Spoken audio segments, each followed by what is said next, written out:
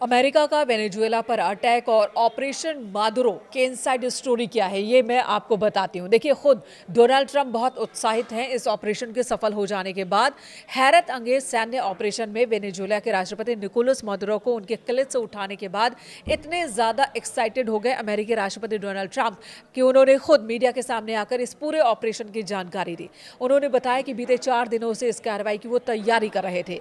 मौसम सही न होने की वजह से ये मामला लंबा खिंच गया, यानी कि ऑपरेशन को शुरू करने में देरी हो गई। शनिवार को मीडिया से उन्होंने कहा कि अमेरिकी ऊर्जा कंपनियां वेनेजुएला के तेल क्षेत्र में बड़ी भूमिका निभाएंगी। तेल उद्योग को लेकर ट्रंप ने यह भी कहा कि अमेरिका की तेल कंपनियां दुनिया की सबसे बड़ी और सबसे बेहतरीन है और वे वेनेजुएला के तेल सेक्टर में गहराई से जुड़ेंगी। देखिए, साफ है, पहले भी कहा जा रहा था कि वेनेजुएला को लेकर अमेरिका बार बार जो अटैक करने की धमकी दे रहा है उसकी वजह तेल ही है। हालांकि ट्रंप ने जब अमेरिकी राष्ट्रपति को उठाए जाने के बारे में जानकारी दी तो उन्होंने कहा कि ऐसा इसलिए किया गया क्योंकि वेनेजुएला अमेरिका में लगातार प्रतिबंधित दवाओं को सप्लाई कर रहा है, नशे को बढ़ावा दे रहा है और अमेरिका के खिलाफ कई तरह के आतंकवादी कदम उठा रहा है। अमेरिका के खिलाफ हथियारों का भंडारण कर रखा है वेनेजुएला ने, जिसकी वजह से उस पर कार्रवाई की गई है। लेकिन अब ट्रंप के जो बयान आ रहे हैं उससे साफ है कि तेल एक बड़ा मुद्दा था, है और आगे भी रहने वाला है। अमेरिका और वेनेजुएला के बीच ये जो कुछ भी हो रहा है उसके पीछे। आपको बता दें, इस ऑपरेशन को लेकर ट्रंप ने और क्या क्या जानकारी दी है। ट्रंप ने कहा कि उन्होंने खुद इस ऑपरेशन को लाइव देखा है। जी हां, उन्होंने कहा कि मैंने लाइव टेलीकास्ट की तरह इस पूरे ऑपरेशन को देखा और इस वीडियो को देखने के बाद दुनिया का कोई भी इंसान यही कहेगा कि अमेरिकी सेना जितना तेज कोई भी नहीं है। अमेरिकी सैनिकों की उन्होंने तारीफ की और इस पूरे ऑपरेशन को सफल हो जाने का श्रेय उन्होंने अमेरिकी सैनिकों को दिया है, उनकी रणनीति को दिया है।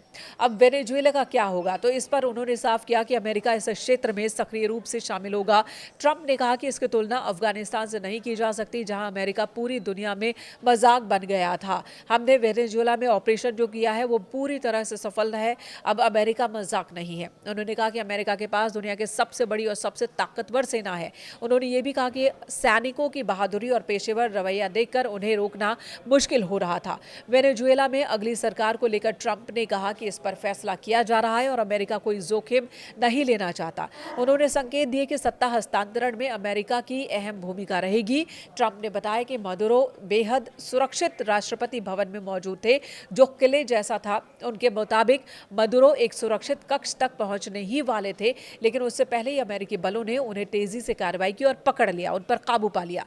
ट्रंप ने यह भी कहा कि जरूरत पड़ने पर स्टील की दीवारों को काटने में भी हमारे जो सैनिक है वो सक्षम है। भारी ब्लू टॉर्च तक तैयार हमने कर रखे थे। जॉइंट चीफ ऑफ स्टाफ के अध्यक्ष जनरल डैन केन ने कहा कि इस मिशन की महीनों तक तैयारी की गई। अमेरिकी बलों ने मादुरो की दिनचर्या, ठिकानों और सुरक्षा व्यवस्था का गहन अध्ययन किया था, सीन क्रिएट किया था, रिहर्सल किए थे हमने और उसके बाद इस ऑपरेशन को अंजाम दिया है। हमने ये सुनिश्चित किया कि इसमें कहीं कोई गलती ना हो, कहीं कोई गुंजाइश ना रहे गलती की। ट्रंप के मुताबिक ऑपरेशन पूरी तरह से अंधेरे में अंजाम दिया गया। उन्होंने दावा किया कि काराकास शहर की लगभग सारी लाइटें बंद कर दी गई थी। हालांकि वेनेजुएला के उपराष्ट्रपति डेल्सी रोड्रिगेज ने नागरिकों और सैन्य कर्मियों के मारे जाने का दावा किया है। ट्रंप ने कहा कि अमेरिकी पक्ष को कोई जान माल का नुकसान नहीं हुआ। कुछ सैनिक जख्मी हुए लेकिन सभी सुरक्षित लौट आए हैं। इस अभियान को ऑपरेशन एब्सोल्यूट रिजॉल्व नाम दिया गया, जिसमें 150 से ज्यादा विमान, लड़ाकू जेट, बॉम्बर और ड्रोन शामिल थे। अब सवाल है कि मादुरो का क्या होगा। तो अमेरिकी युद्धपोत से मादुरो और उनकी पत्नी सिलिया फ्लोरेस को अमेरिकी सैनिक न्यूयॉर्क लेकर पहुंचे।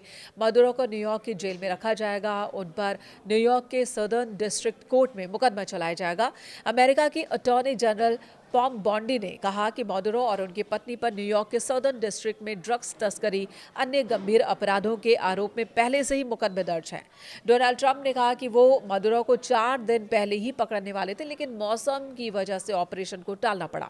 ट्रंप ने ये पूरा ऑपरेशन फ्लोरिडा में अपने टीवी पर लाइव देखा। ट्रंप ने कहा कि सब कुछ एक टीवी शो की तरह था और मादुरो को बंधक बनाने के बाद ट्रंप ने वेनेजुएला पर कब्जे का दावा किया। अमेरिकी राष्ट्रपति डोनाल्ड ट्रंप ने वेनेजुएला में अमेरिकी शासन का ऐलान किया। वेनेजुएला में ऑपरेशन मदुरो पर डोनाल्ड ट्रंप ने कहा कि तानाशाह को हटाने के लिए ये ऑपरेशन चलाया गया। मदुरो और उनकी पत्नी पर न्यूयॉर्क में अब मुकदमा चलेगा। ट्रंप के मुताबिक वेनेजुएला में जब तक हालात ठीक नहीं हो जाते हैं तब तक वहां का शासन अमेरिका ही चलाएगा। वेनेजुएला में हुए ऑपरेशन पर ट्रंप ने यह भी कहा कि ये कोई और देश नहीं कर सकता था, ये अमेरिका ही कर सकता है। इतना ही नहीं, ट्रंप ने चेतावनी दी कि अगर जरूरत पड़ी तो अमेरिका दूसरा बहुत बड़ा हमला भी कर सकता है। ट्रंप ने कहा, हम तब तक देश चलाएंगे जब तक कि हम एक सुरक्षित और सही समझदारी भरा बदलाव नहीं ले आते हैं। इसलिए हम नहीं चाहते कि कोई और इसमें शामिल हो और हमारे सामने वही स्थिति हो जो पिछले कई सालों में थी। हम वेनेजुएला के महान लोगों के लिए शांति, आज़ादी और न्याय चाहते हैं। उधर न्यूयॉर्क सिटी के मेयर जोहरान ममदानी ने वेनेजुएला के राष्ट्रपति निकोलस मादुरो को पकड़ने के लिए की गई अमेरिकी कार्रवाई को एक्ट ऑफ वॉर बताया। जोहरान ममदानी के मुताबिक ये कदम अंतर्राष्ट्रीय और अमेरिकी कानून दोनों का उल्लंघन है। न्यूयॉर्क सिटी के मेयर ममदानी ने कहा कि किसी संप्रभु देश पर अकेले हमला करना युद्ध जैसा कदम है और ये देश और अंतर्राष्ट्रीय कानून का उल्लंघन है। इसी के साथ ममदानी ने यह भी बताया कि उन्हें इस ऑपरेशन और मदुरो को न्यूयॉर्क में हिरासत में रखने की जानकारी दी गई। ऑपरेशन एब्सोल्यूट रिजॉल्व की टाइमलाइन, ऑपरेशन में 150 से अधिक लड़ाकू विमान शामिल थे। ये तमाम जानकारियां हैं। अब आपको बता दें, दुनिया के बाकी देशों का किस तरह का रिएक्शन इस ऑपरेशन पर रहा है। तो रूस ने इसकी आलोचना की है, निंदा की है। रूस के राष्ट्रपति पुतिन का कहना है कि वेनेजुएला पर जिस तरह का अटैक अमेरिका ने किया है वो बहुत ही गलत है, ऐसा नहीं होना चाहिए था। वहीं भारत ने अपने नागरिकों के लिए एडवाइजरी जारी की है कि वो वेनेजुएला की यात्रा से बचें। अब बड़ा सवाल ये है कि आखिर अमेरिका ने वेनेजुएला पर अटैक क्यों किया। तो जानकार कह रहे हैं कि देखिए, ट्रंप जो भी वजह बताएं, प्रशासन अमेरिका का कुछ भी वजह बताए, गिनाए और उन पर कार्रवाई करे, लेकिन एक बहुत बड़ी वजह है तेल का भंडार। वेनेजुएला के पास जितना तेल भंडार है, अमेरिका और चीन के पास मिलाकर भी उतना नहीं है। जी हाँ, ओपीईसी के मुताबिक वेनेजुएला के पास 303 बिलियन बैरल तेल का भंडार है, जो दुनिया का सबसे बड़ा तेल भंडार है, जो सऊदी अरब और अमेरिका के कुल तेल रिजर्व से कहीं ज्यादा है।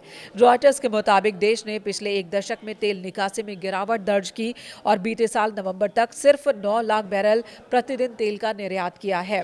ट्रंप की नाराजगी इस बात को लेकर थी कि वेनेजुएला में जो अमेरिकी तेल कंपनियां थी उन्हें बाहर कर दिया गया था। ट्रंप का एक वीडियो वायरल हो रहा है जो 1 साल पुराना है, जिसमें ट्रंप कह रहे हैं कि हमारी तेल कंपनियां जो कि वेनेजुएला में काम कर रही थी उन्हें बाहर कर दिया गया और ये बिल्कुल भी ठीक नहीं है। हम वेनेजुएला में अपनी तेल कंपनियों को वापस पाना चाहते हैं, वहां के अपने तेल भंडार तक अपनी पहुंच बनाना चाहते हैं। अब ये वीडियो फिर से वायरल हो रहा है। वहीं ट्रंप के दावे के बाद वेनेजुएला ने राष्ट्रपति मादुरो और उनकी पत्नी के जिंदा होने के सबूत मांगे हैं।